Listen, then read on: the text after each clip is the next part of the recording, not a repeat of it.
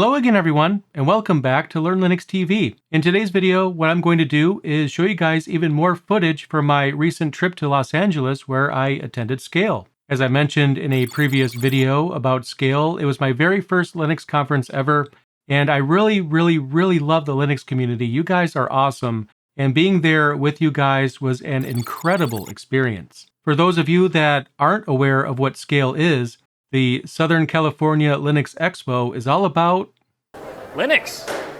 Linux. Linux. Linux.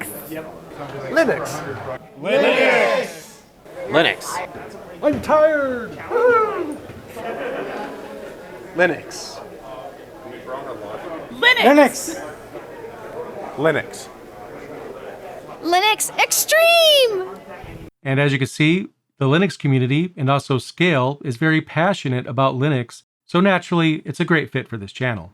Also, while I was there, I thought it'd be fun to go around and ask some serious questions, the important questions, like what's your favorite Linux distribution? What's your favorite desktop environment? Or more importantly, what do you prefer between Vim and Emacs? Here's what some exhibitors had to say. Vim versus Emacs. Emacs. Awesome. How much time do you have? Vim versus Emacs. Emacs. Vim or Emacs?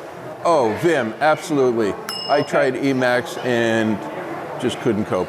Well, so the obvious answer is Emacs. Vim versus Emacs. Vim. Okay, so between Vim or Emacs, which is your favorite? Nano. Vim is an editor, Emacs is an operating system. Text editor Yeah. or operating system? You know your stuff, man. Right, I would say for me it's Vim. Nano. I'm Vim all day, every day. Emacs is a fantastic operating system, and everyone should use it. GNOME versus Plasma. Plasma, I've been using KDE from day one and it's always done me well. It's probably my favorite project. GNOME versus Plasma. I'm a GNOME girl. I would say GNOME. I use CLI Linux. I don't care. Mate. Plasma. I don't know what Plasma is. What's your favorite Linux distribution? Linux Mint. You know what? I work at Red Hat. It's got to be Fedora. There you go. Is that a trick question? Right now I'm a Debian user, and when I'm not a Debian user, and I'm OpenSUSE and CentOS. I work for System 76. Yeah. Naturally, I love Pop! OS. But I really like a ton of other distros out there too. Ubuntu Mate is still my daily desktop driver, and I've never wavered from it. Obviously OpenSUSE. Right, of course. What else would it be? Yeah, here at the OpenSUSE booth. What else am I going to say? But you'd be surprised. I've had a few people that actually went against their, They should also say OpenSUSE. No, that's also true. Right now I'm using Kubuntu, but I'm experimenting with KDE Neon. Whatever works, whatever fits the needs. Debian is my favorite Linux distro. Everyone should use it. It is great. I had a lot of fun asking those questions, and the results were certainly interesting. Also, while I was there at SCaLE, I had a chance to interview quite a few exhibitors. My name is Evan Leibovich. I'm the Director of Community Development for Linux Professional Institute. We're based in Toronto, Canada, but we operate globally. We've been at SCaLE for quite a few years, and frankly, I'm happy to be back here after it was shut down for a while. So right now, we are the open source certification body. We help people get jobs in open source. We're a nonprofit that exists to do certification testing. We work with various partners to do exam prep, but we don't care how people prepare, how they learn. Different people learn different ways, whether it's video, books, or whatever. All we care is when they come to take our tests, they know their stuff. We help certify them, and we help them get jobs. That's absolutely amazing. So what are some tips that you might have for somebody that's kind of just getting started and just wants to understand, how to get started?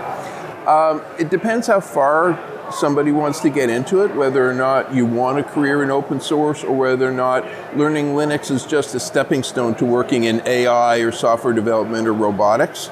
So obviously I'm biased. We have our own programs that help verify those skills. But even if somebody just does the prep and looks at our website and sees the objectives, what it is you need to know in order to get to a certain level of skill. And that could even be a good guide for people that are just trying to get, into Linux. What are the basics? We have a program called Essentials that is exactly that, the fundamentals of knowing Linux. For people that want a job in sysadministration, we have a 3-level LPIC course that is aimed at people who want to have a career doing Linux admin, whether small business, medium, or enterprise. So we have 3 levels for that. We also have programs for DevOps and BSD, and we have a couple of other things such as Web Development Essentials and other programs that are coming down the pipe. Awesome. So what are some of, other than the usual 3 levels, what are some of the other certifications that somebody might earn through the program? Well, for people that are into BSD, we have a BSD certification. We've been working together with the BSD certification group. So we've collaborated on that with them. So somebody that wants to go that path is able to. We're also have a new program in web development. Again, it's Web Development Essentials. So if somebody's getting their feet wet into that, obviously you can't test creativity, but for the ability to use the tools, we have programs for web development, for DevOps, and we have other things coming down for security basics, IoT basics, and further down a program in open source licensing and business models. Awesome. So obviously, everyone could go to the official LPI website to get information about those types of things. But if I'm not mistaken, you guys also have some Linux Essentials prep material already on the website. There is a website called learning.lpi.org where we actually publish a multi-hundred-page learning guide for each of the exams. And so they're Creative Commons licensed, they're freely downloadable, and for some people that's enough. But we even have instances where we have teachers that are designing their courses based on those materials, people that are making video courses based on those materials. Okay. So for some people that may be enough. Other people may want to buy a book, take some video courses, or just get themselves a Raspberry Pi and teach themselves. There's enough on the website that tells people what they need to know in order to pass the tests. And for some people, that's good enough. Awesome. So the last thing I'll ask, is there anything in general, completely open discussion, that you'd like people to know? Just that it's been a blast. We've been around since 1999. Wow. We've certified more than 100,000 people worldwide. It's been a blast doing this. I love coming to SCaLE. I love meeting the people in the community, and it's just great to be here and see how the community has been progressing and evolving. Awesome. Well, thank you so much for your time. I really appreciate it. Okay. Thanks for having me here.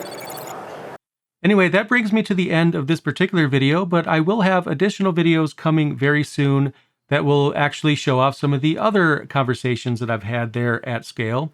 So stay tuned for that.